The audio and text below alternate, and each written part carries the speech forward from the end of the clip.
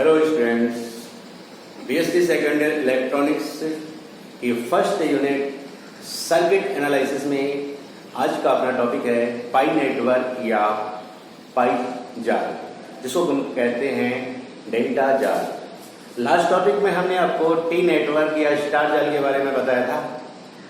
आज हम देखेंगे पाई नेटवर्क या पाई जाल किसे कहते हैं और फिर इसके लिए अपन तुल्यता संबंध प्राप्त करेंगे।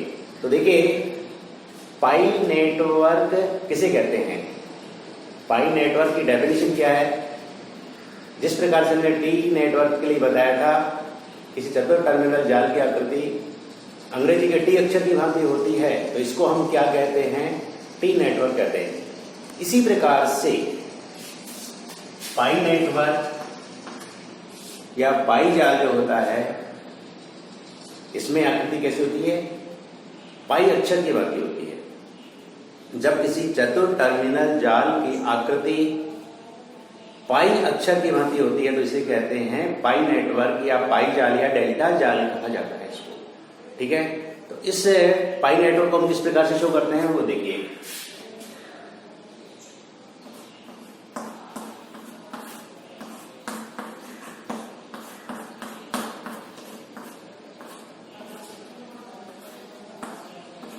One one two two Z A Z B Z C, या इसको हम इस प्रकार से ले सकते हैं।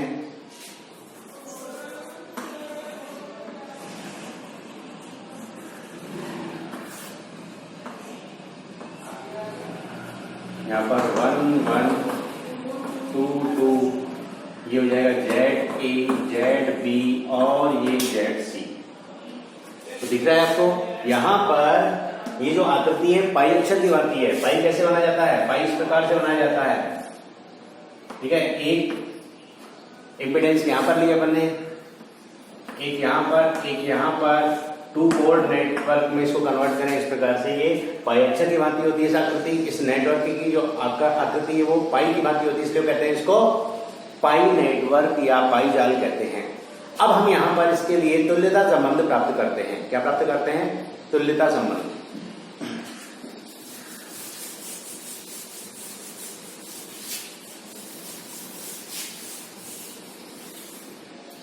इसके लिए तुल्यता संबंध प्राप्त करने के लिए देखिए,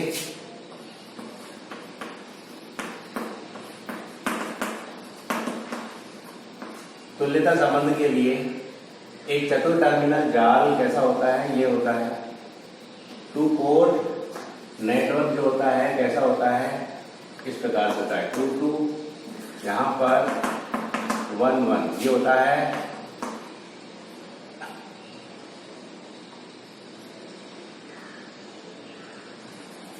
इनपुट पोर्ट, ये होता है यहां पर इनपुट पोर्ट और ये होता है यहां पर आउटपुट पोर्ट। ठीक है ना, टू पोर्ट नेटवर्क है ये, आया समझ। इसको हम किस प्रकार से शो करेंगे, इस प्रकार से शो करते हैं। देखिए,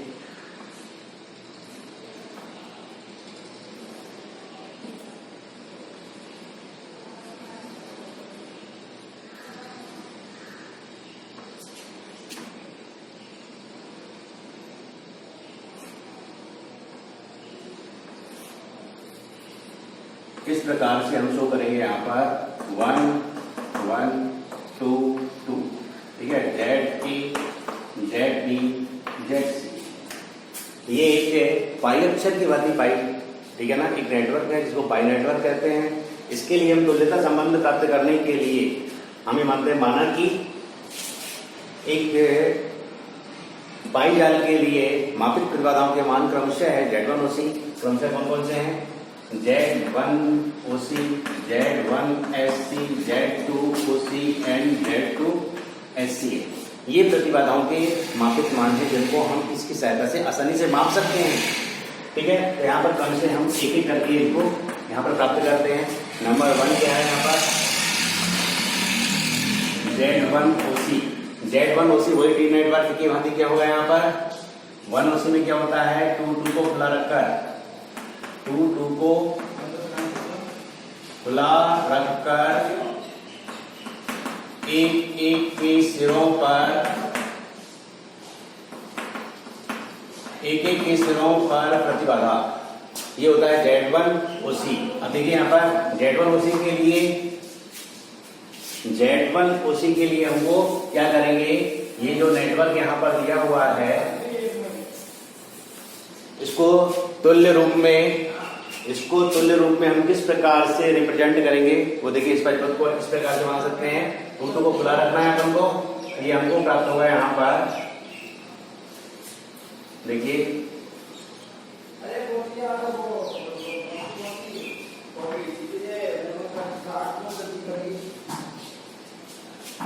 खुला रखना है अपन को, ये वाला हो जाएगा 1 1, ये क्या हो जाएगा इसके यहाँ पर Z1OC होता है, ठीक है ना, Z1OC होता है यहाँ पर, ठीक है।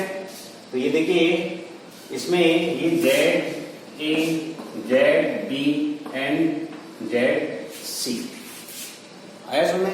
यहाँ पर ZA ZB ZC इनके प्रतिरोध हैं, हमने दो को क्या रखा है, खुला रखा है। खुला रखने का मतलब होता है कि कुछ यानी कि टू टर्मिनल को अपने क्या कर दिया, हटा दिया। अब इसमें यहाँ पर ZB और ZC का जो श्रेणी क्रम है ZA के समांतर क्रम में है, इसका तुल्य परिपथ अपन निकालें तो क्या आएगा, Z1OC का क्या आएगा, ZB ZC का श्रेणी क्रम इसके क्या हो जाएगा, समांतर क्रम में होगा। इसके लिए अपन निकालते हैं कितना आएगा, 1/Z1OC this is equal 1/ZB plus ZC, इन दोनों का श्रेणी क्रम प्लस इसके क्या हो जाएगा, समांतर क्रम क्या हो जाएगा यहाँ पर, समांतर क्रम हो जाएगा, ठीक है। 1/ZB plus ZC plus 1/ZA, ठीक है। अब इसको अपन सॉल्व करें तो कितना जाएगा, ZA ZB plus ZC upon यहाँ पर कितना हो जाएगा, ZA plus ZB plus ZC 1/Z1OC। इससे हमको Z1OC कितना मिलेगा, Z1OC मिल जाएगा ZA ZB plus ZC upon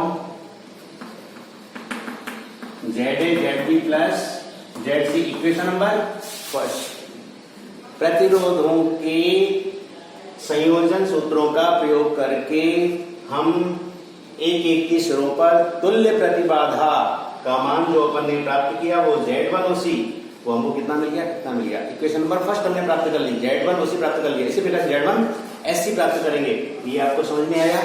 दूसरा पॉइंट देखिए, दूसरे पॉइंट में हम यहां पर देखो इक्वेशन नंबर फर्स्ट को मैं यहां पर लिख देता हूं। इक्वेशन नंबर फर्स्ट क्या है, Z1OC this is equal ZA ZB plus ZC upon ZA plus ZB plus ZC। Equation number first है, जैसे जैसे प्राप्त करते हैं इनको उतारते जाएंगे अपन। दूसरा पॉइंट हमको क्या मिलेगा यहाँ पर, दूसरा पॉइंट हमको निकालना है Z1SC।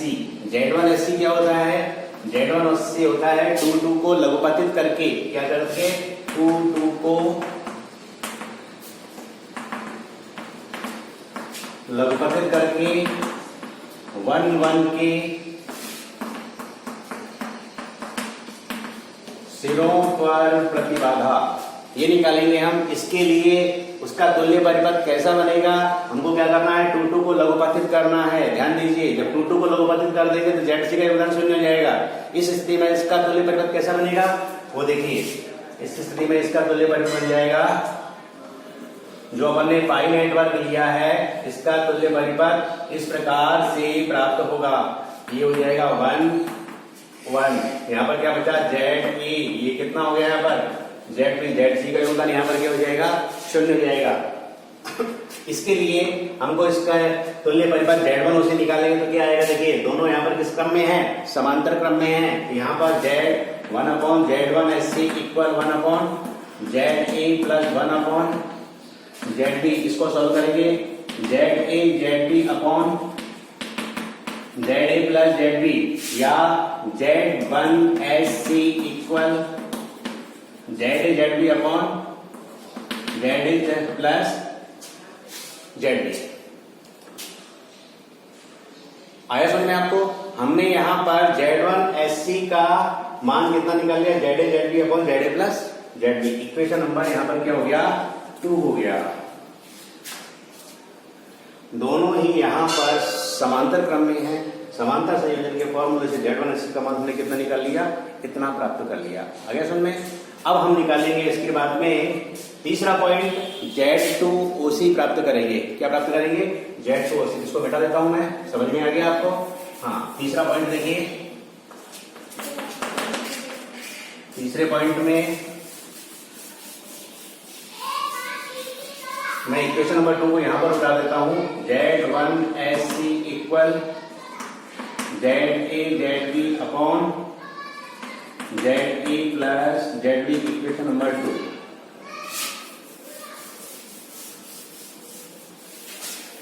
इसके बाद में है Z2OC। Z2OC का मतलब होता है Z2OC 1 को खुला रखकर, 1 को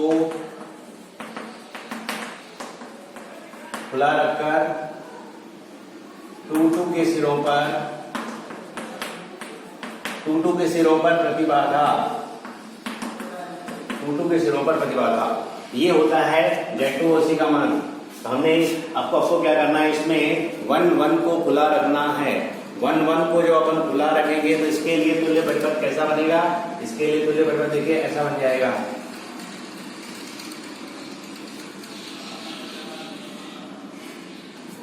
ये हवा 2, ये 1 को अपन को खुला रखना है, तो उसको अपन ने खुला छोड़ दिया। तो इसमें Z कौन से हैं, ZA, ये ZB और ये ZC। देखिए ZA और ZB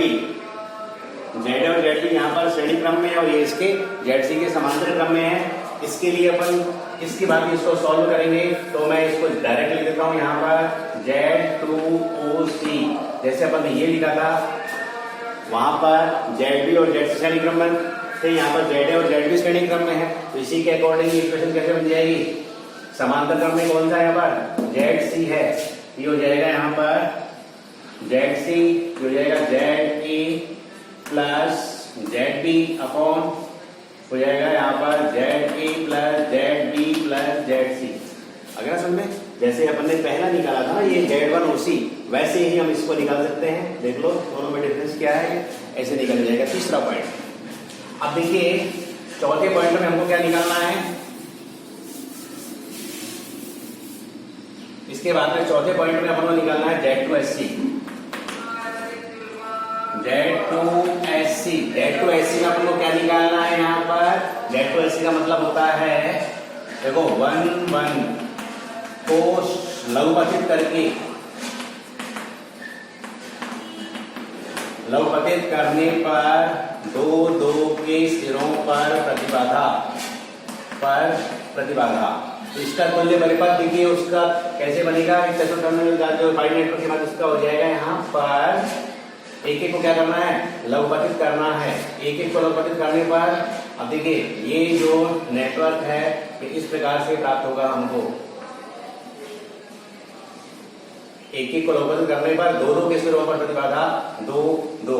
अब यहाँ पर ये ZB है और ये ZC है। ZA का योगदान इसमें क्या होगा, 0 होगा। तो इसको भी हम समीकरण 2 की भांति लिख सकते हैं। कैसे लिखेंगे, यहाँ पर Z2SC this is equal ZB ZC upon ZB plus ZC। Equation number 4, equation number 3। हमने मापित प्रतिबाधाओं के मान इस पाई नेटवर्क के लिए इस प्रकार से प्राप्त कर लिए। आया ना समझ में, कोई दिक्कत तो नहीं है। ठीक, देखिए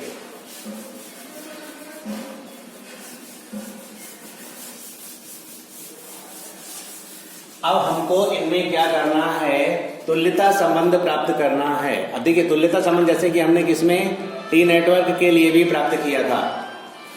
टी नेटवर्क के लिए प्राप्त किया था ना तुल्यता संबंध क्या होता है। सिमिलर उसी प्रकार से हमको यहाँ पर भी तुल्यता संबंध प्राप्त करना होगा। आया समझ में आपको।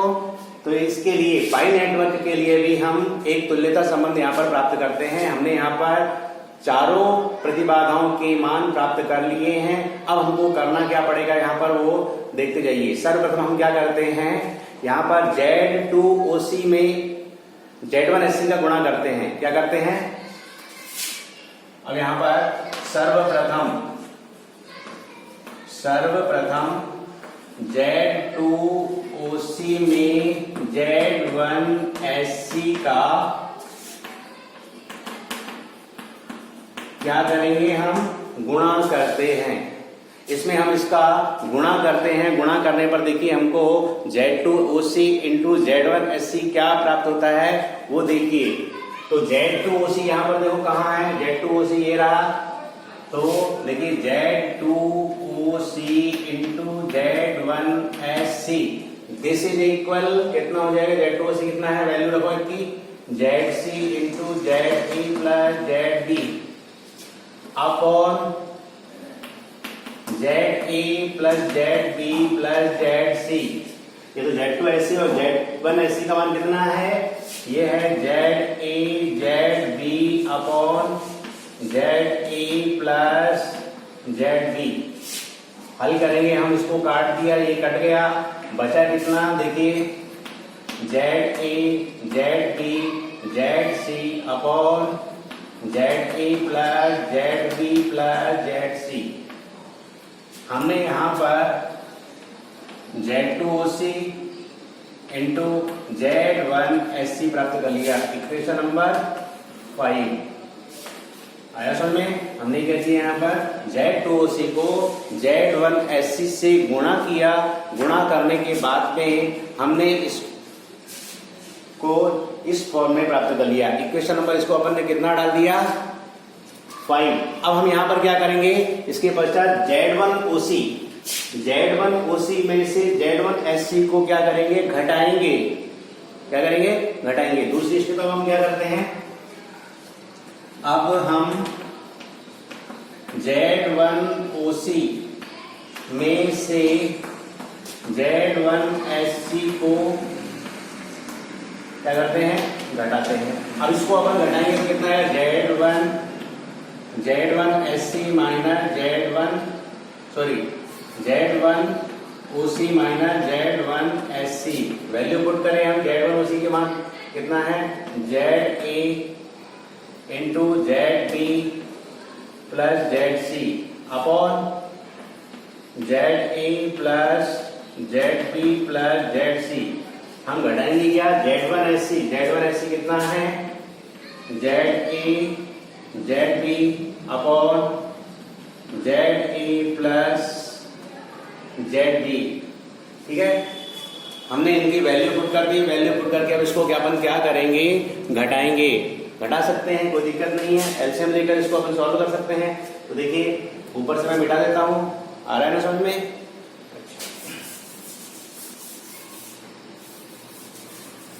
इस इक्वेशन नंबर 5 को मैं यहां पर लिखता हूं, जरूरत पड़ेगी इसकी हमको। Z2OC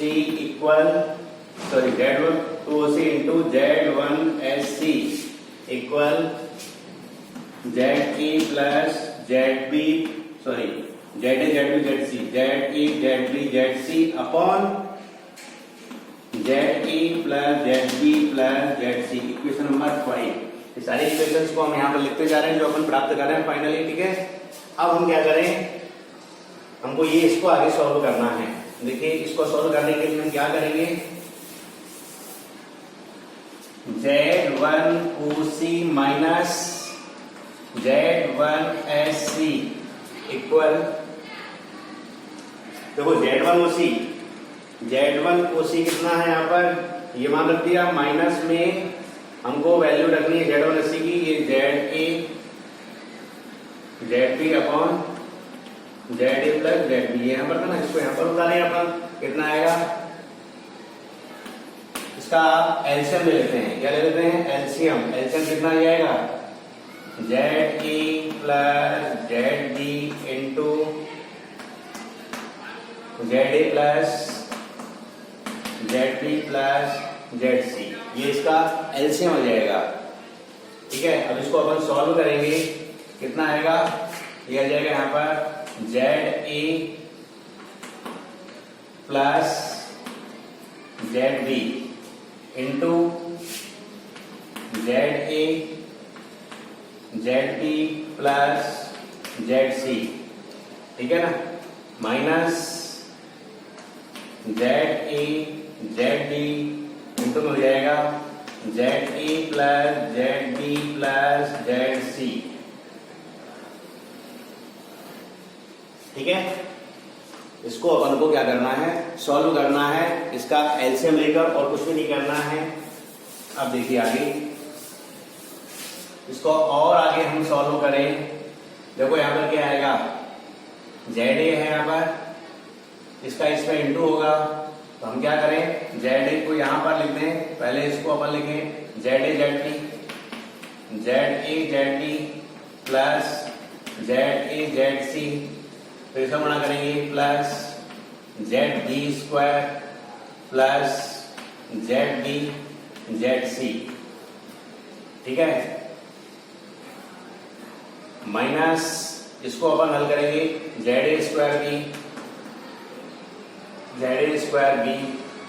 plus Z A, sorry यहाँ पर हो जाएगा Z A square Z B, Z A square Z B, Z A square Z B plus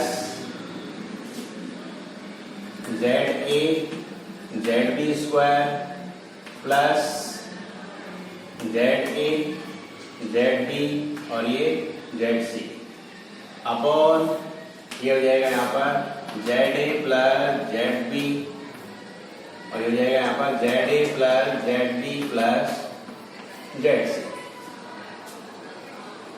ठीक है। अब इसको ए को इसको सॉल्व करें हम, यहाँ पर हो जाएगा Z A square Z B, ठीक है ना, फिर यहाँ पर हो जाएगा Z A square Z C, फिर यहाँ पर हो जाएगा Z A Z B square, फिर यहाँ पर हो जाएगा plus Z A Z B Z B Z C. इसको हम क्या कर रहे हैं, सॉल्व कर रहे हैं, यहाँ पे सॉल्व कर दिया। अब यहाँ पर कितना आएगा, ये minus Z A square Z B Z B plus Z A Z B square plus Z A Z B और ये जेड सी।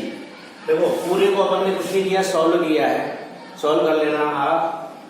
तो यहाँ पर अपॉन में आ जाएगा ये Z A plus Z B into में Z A plus Z B plus Z C. देखो यहाँ पर से क्या क्या बच रहा है, क्या क्या कटता है। एक चीज ये थोड़ा ध्यान दीजिए, यहाँ पर ये माइनस का चिन्ह था, क्या था यहाँ पर माइनस का चिन्ह है ना, ये वाला माइनस का हो जाएगा, फिर दूसरा वाला भी ये किसका हो जाएगा, माइनस का हो जाएगा, और ये भी माइनस का हो जाएगा। ये थोड़ा आपको ध्यान रखना है, माइनस पे 3 टर्म्स लास्ट वाले, फर्स्ट सेकंड थर्ड, ठीक है ना। ये भी यहाँ पर माइनस का होगा, ये भी माइनस का होगा, ये माइनस का है ऑलरेडी, ठीक है ना। तो देखो यहाँ पर Z A Z B square Z A Z B square Z A Z B square ये कैंसिल हो जाएगा, ठीक है ना। Z A Z B Z C Z A Z B Z C इससे कैंसिल हो जाएगा, ठीक है ना। Z A square Z B ये इससे कैंसिल हो जाएगा, Z A square Z C. देखो यहाँ पर बचा कौन सा term, Z A square Z C, ये बचेगा बस। क्या बचेगा, Z A square Z C बचेगा। आगे ना समझ में, सिर्फ हल किया है और प्रैक्टिस कर लोगे, कोई दिक्कत नहीं है इसमें। हाँ अब आगे देखो, मैं इसको हटा देता हूं।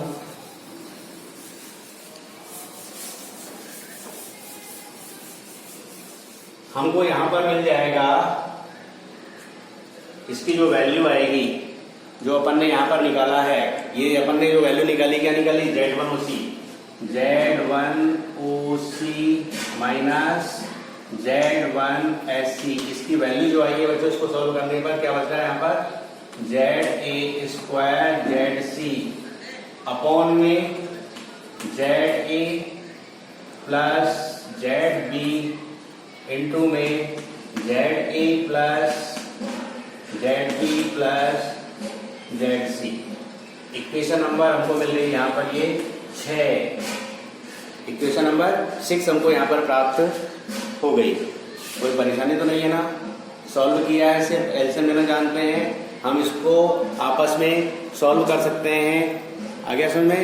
तो इसमें परेशानी वाली कोई भी बात नहीं है। अब जो अपन को यहाँ पर ये जो समीकरण नंबर 5 प्राप्त हुआ है, ठीक है ना, जो 5 प्राप्त हुआ है ना, ये इस समीकरण 5 को पुनः हम Z2OC से क्या करेंगे? पुनः Z2OC से गुणा कर देते हैं हम। तो इसके बाद में हम क्या लिखेंगे? देखो इसके बाद हमको करना क्या है, स्टेप बाय स्टेप देखो हमने कौन कौन सी प्रक्रियाएं की हैं। पुनः समीकरण 6 को Z2OC बनेंगे, ये समीकरण नंबर 3 Z2OC से गुणा करेंगे। Z2OC से गुणा करने पर हम यहाँ पर क्या कर रहे हैं? इसको Z2OC से गुणा कर रहे हैं इस समीकरण को, ठीक है ना? ये ध्यान रखना, ये अलग से स्टेप अपनी इधर की हमको जो करना है यहाँ पर करना है। तो देखिए Z1OC माइनस Z1SC इंटू कर रहे हैं हम Z2OC इक्वल, इसकी वैल्यू कितनी है? ZA square ZC upon ZA plus ZB into में ZA plus ZB plus ZC, इसको इंटू करेंगे Z2OC से। Z2OC वैल्यू कितनी है? ये है ZC into ZA plus ZB upon ZA plus ZB plus ZC। ये हमने यहाँ पर इससे इंटू कर दिया। इंटू करने पर देखो ZA ZB ये इससे कैंसिल हो जाएगा, हुआ कि नहीं होगा? ये इससे कैंसिल हो गया। जो भी बचा अपन इसको यहाँ पर लिख देंगे। तो क्या बच गया? देखो बच्चों यहाँ पर हमको यहाँ पर मिलेगा ZA, ये हो जाएगा ZA स्क्वायर ZC स्क्वायर, ये ZC स्क्वायर हो गया, अपॉन हमको मिल जाएगा ZA plus ZB plus ZC और इस पूरे का होल स्क्वायर। एक ये और एक ये क्या हो जाएगा? यहाँ पर स्क्वायर हो जाएगा। ये हमको वैल्यू इसकी मिल गई। इक्वेशन नंबर हमको ये क्या प्राप्त हो गया? इक्वेशन नंबर 7 प्राप्त हो गई। तो देखो यहाँ पर दिक्कत तो नहीं है ना कुछ भी? जो अपन ने किया है किस प्रकार से अपन ने इसको, अब देखो ये यहाँ पर ये स्क्वायर के रूप में मिल रहा है, या इससे हम कैसा लिख सकते हैं? ZA ZC upon ZA plus ZB plus ZC, दोनों पक्षों का क्या ले लेंगे? अंडर रूट ले लेंगे। तो हमको ये इक्वेशन किस रूप में मिल जाएगी? ये मिल जाएगी Z1OC माइनस Z1SC इंटू में हो जाएगा Z2OC। ये इक्वेशन नंबर 1 हमको प्राप्त हो गई। ZA ZC upon ZA plus ZB plus ZC, ये इक्वेशन हमने यहाँ पर ये प्राप्त कर ली है। आगे सुनिए, इक्वेशन नंबर हमने इसको डाल दिया 8। अब हम यहाँ पर क्या करेंगे? जो इक्वेशन अपन को प्राप्त हुई है उस इक्वेशंस को देखो, चलो मैं थोड़ा जगह नहीं है इसमें मिटा देता हूँ। ये अपन ने लास्ट स्टेप ये लिख दी है, इनसे अपन को अभी कोई काम नहीं है। इस 6 को रहने देता हूँ, 5 के बाद में 6, 5 के बाद में छठी इक्वेशन जो है इसका यूज करते हैं। तो अपन इसको मैं यहाँ पर लिख देता हूँ Z1OC minus Z1SC equal ZA square ZC upon ZA plus ZB और ZA plus ZB plus ZC, ZA plus ZB plus ZC। Equation number 6 को मैंने यहाँ पर लिख दिया है। इनको सिर्फ अपन को यूज में लेना है, ठीक है ना? इसलिए क्या कि ध्यान रहे, इसलिए हमने यहाँ पर इसको लिख दिया। अब देखिए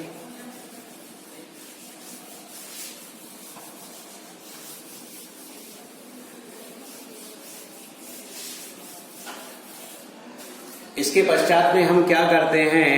जो हमने समीकरण नंबर 8 प्राप्त किया है, क्या प्राप्त किया है? समीकरण नंबर 8। इसको हम क्या करेंगे, जो इसके पहले देखिए Z2OC into Z1SC, equation number कौन सा है?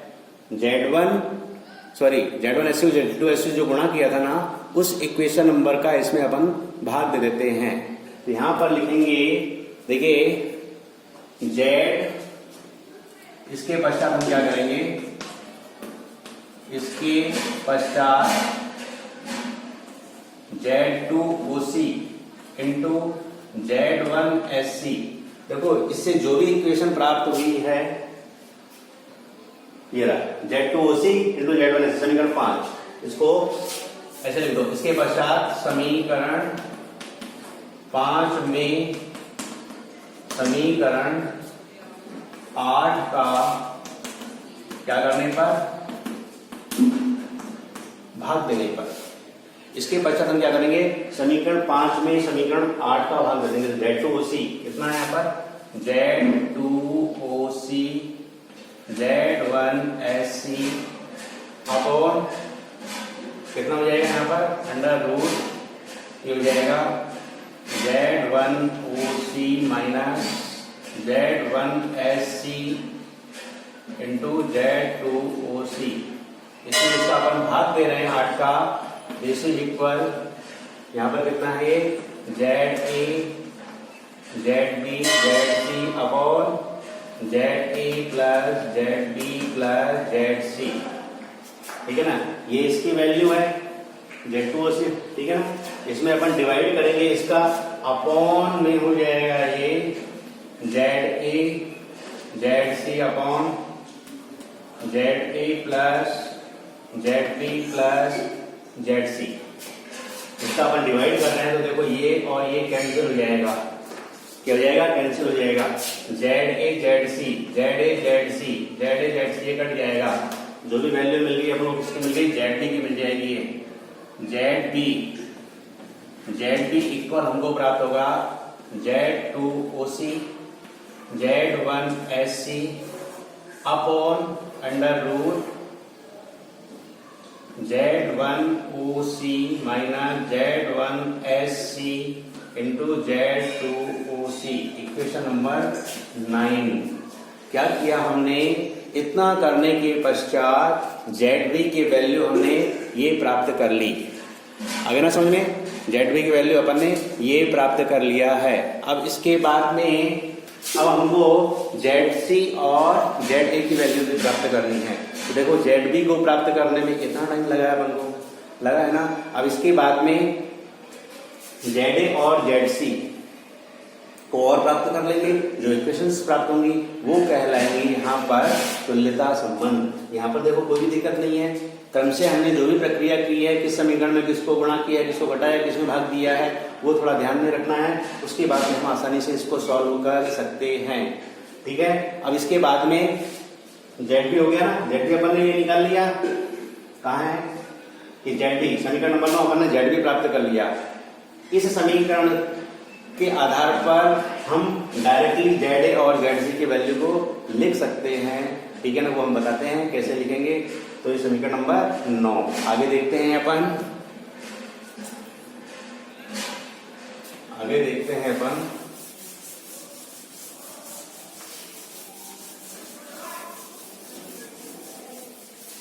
अगर मान लो हमको क्या निकालना है यहाँ पर, अगर मान लीजिए हमको यहाँ पर ZA निकालना है, ZA को शो करेंगे ZA इक्वल। अब हमको ZA लिखना है, ये पूरी वैल्यू ध्यान रखना है आपको, पूरी वैल्यू को क्या करना है, ध्यान में रखना है, कोई भी दिक्कत नहीं है। इसमें अपन को क्या करना पड़ेगा, Z2OC, ऊपर वाला तो सेम वैसे वैसे आएगा, Z2OC Z1SC अपॉन, जब हम ये वैल्यू निकाल लेंगे ना, जब हम ये वैल्यू निकाल लेंगे तो हमको ZA की वैल्यू डायरेक्ट पुट करनी है। क्या करनी है, डायरेक्ट पुट करनी है। तो याद रखना है आपको, Z2OC ऊपर वाला तो वैसे वैसे आएगा, नीचे यहाँ पर सिर्फ ये है।